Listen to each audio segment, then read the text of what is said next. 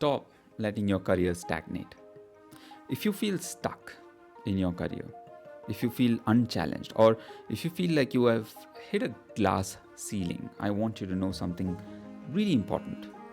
It is not because you aren't hard working enough, right? It's not because you're not trying hard enough. It is because you are trapped. And what kind of trap, you ask? You're trapped in a place that feels safe, a place that feels familiar, but in reality, it is a case that's solely suffocating your potential. And in this video, we're going to expose that silent saboteur of your career, your comfort zone. And we're going to unpack the science of why you stay stuck. We're going to look at why that secure job might actually be the most dangerous place for you in 2025. And most importantly, I'm going to show you exactly how to build a discomfort muscle so you can finally shatter those invisible barriers. Your future starts right now. I'm Rakesh, leadership coach and the founder of Ethos Leadership Collective. And really, my mission is to help leaders like you move from being invisible to invaluable. If you haven't already subscribed to my channel, please subscribe and hit that bell icon so that you are notified for every video that I drop.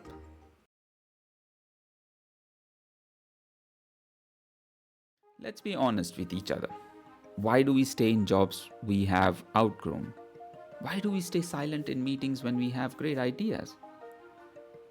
It's because of the allure of the familiar. Your brain is designed for one thing, survival. And to your brain, survival means energy conservation. In case you didn't know, our brain consumes the most amount of energy in a day. It is very it needs a lot of energy to keep you alive. Keep your body moving is only a little, very small portion of it, about 5%. People who work out, for example, I work out. There was a point in time that I thought the more I work out, the more I'll drain my energy and burn calories. But then guess what? If you ran intensely, if you do an HIIT training, a HIIT training, intense training for about 20 minutes, it might feel like you burn 500-600 calories, but you burn approximately about 300 calories, especially if you have been doing it for a long time. Your body adapts and it basically is burning very little calories. One apple is a little more than 130 calories. So think about it. How much can you well, if you really want to, there's a lot of things that you would have to do to actually get your weight down. So now the question is, what is survival for the brain? It's energy conservation, because your brain consumes a lot of energy. So when you are in your comfort zone, you are on autopilot. Your brain adapts. It learns from practice. And some of the things that you do, you don't have to really use your brain, or at least not all of it. So for example, you wake up, you brush your teeth, you do your morning stuff, right? All of that pretty much goes without you even having to think about it. In fact, most of us, when we drive to work, we're not really thinking too hard. How many of you, and let me know in the comments about that, right? How many of you have driven to work and then you have no idea how you got to work that day? Even if it is a long commute. Well, traffic jams, even that you could get used to, right? You could complain about it while you're in the car or two-wheeler. But then how many of you really recognize the path that you took, what happened that day in the traffic? Very, very few. On off days, some of those days, you might notice a few things, especially if there's something new or something that breaks the pattern. But otherwise, you will hardly ever notice. You are getting to your workplace in autopilot and back home in autopilot. That's the kind of efficiency the brain builds. And that's something that can happen at your work.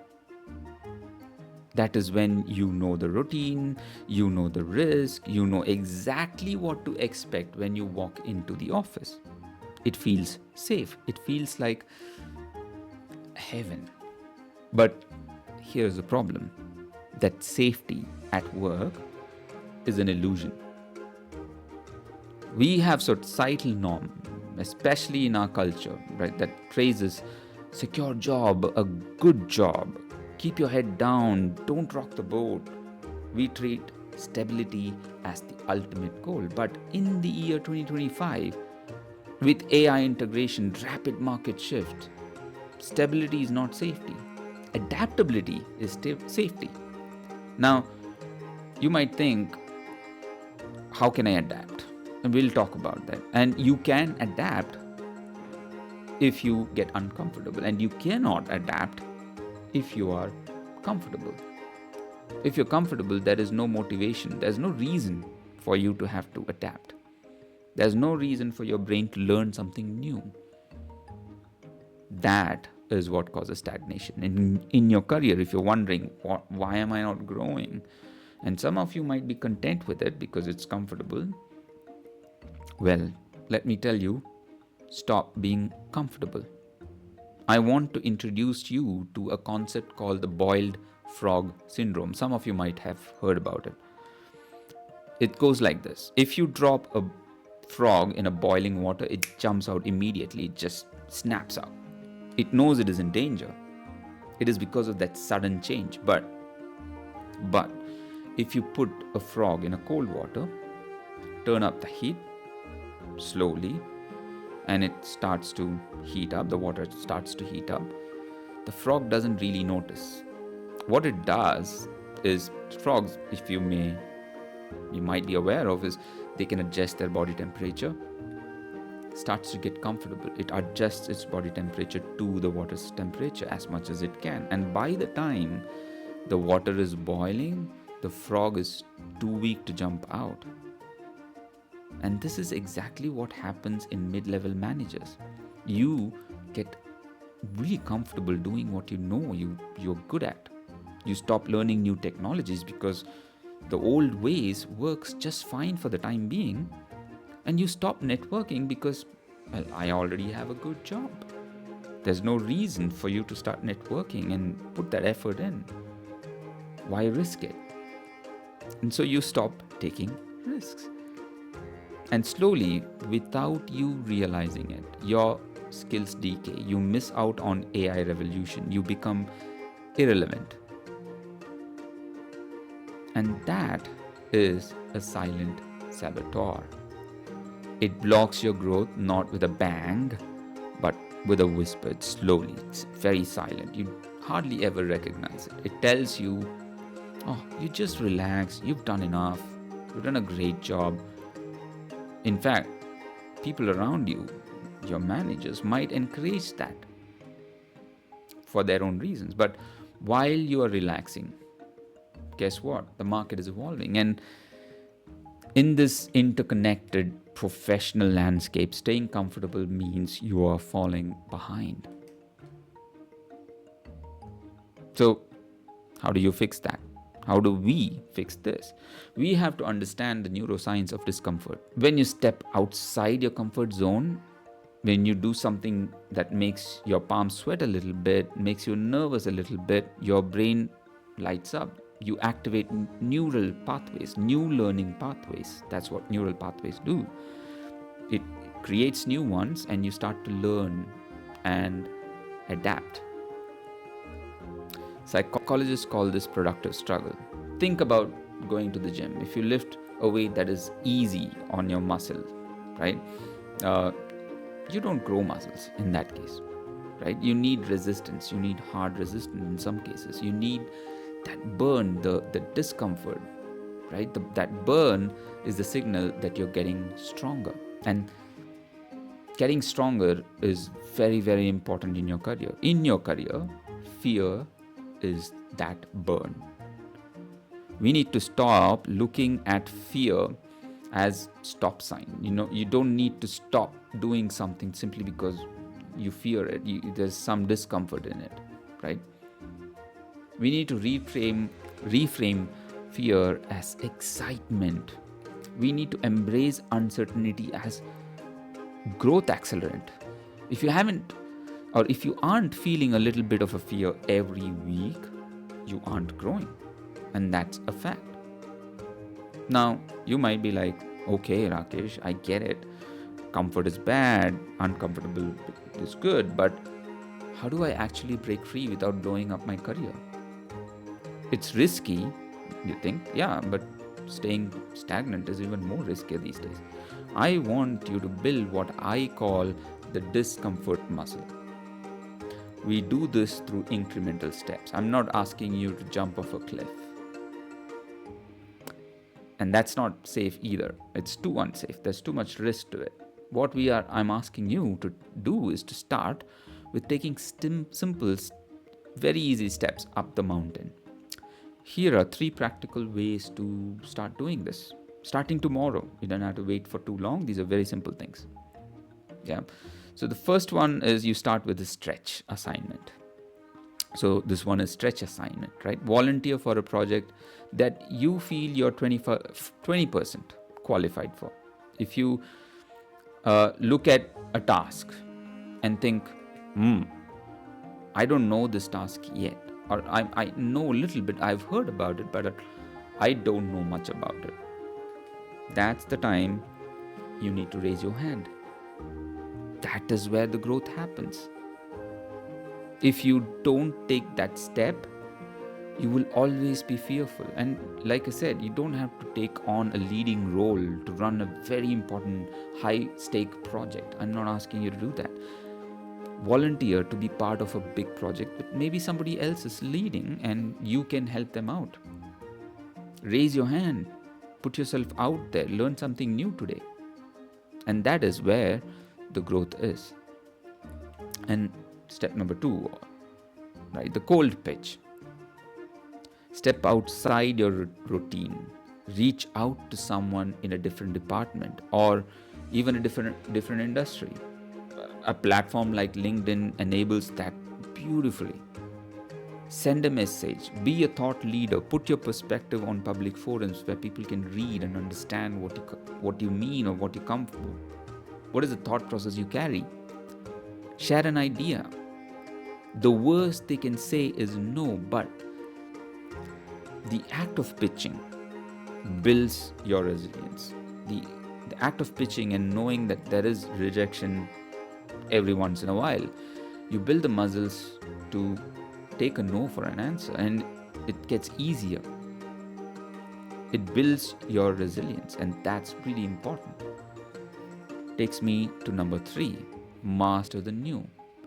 Commit to learning something new, a new software, AI tool, a new application within your organization, a new platform possibly, not because you have to, but because it forces your brain to adapt. You want to force your brain to adapt to new challenges, to learn something new, and that is really, really important. It cultivates this growth mindset every day. Prove to yourself that you can survive the discomfort. Now, here is the uncomfortable advantage. Leaders who thrive in 2025 will be the one who are comfortable being uncomfortable. They are the ones who will unlock innovation, accelerated promotion, and true career satisfaction. But I know, stepping into the unknown is scary.